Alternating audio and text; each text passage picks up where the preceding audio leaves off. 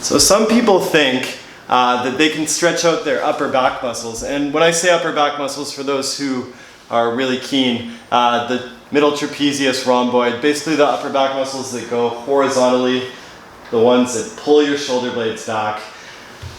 These muscles are actually really hard to stretch. And one reason for that is because your shoulder blades are kind of limited to how far they can go forward. You get a bunch of jamming up, similar to what I was mentioning before, and that does limit the ability to just lengthen everything that is between your shoulder blades here. I'm going to take my shirt off for the sake of just demonstrating here.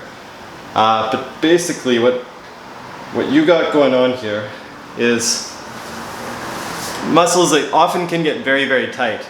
And you want to loosen these up and make sure that you don't drop the camera in the process, which luckily this is a terrific stand and it should be just fine.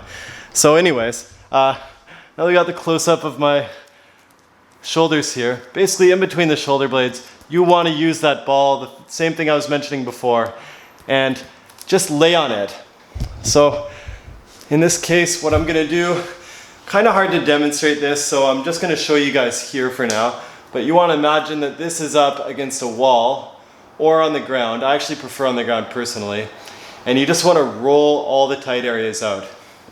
Now, this is actually a lot easier than you might think. But basically, you put the ball underneath your shoulder, you roll around. I guarantee 90% of the world is going to feel some sort of tightness here. So I highly recommend you work on that.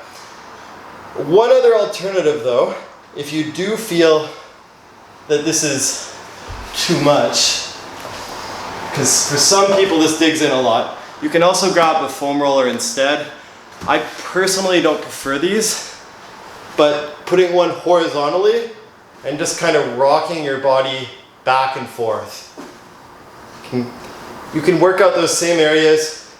It's a lot less specific, but more on the nicer side.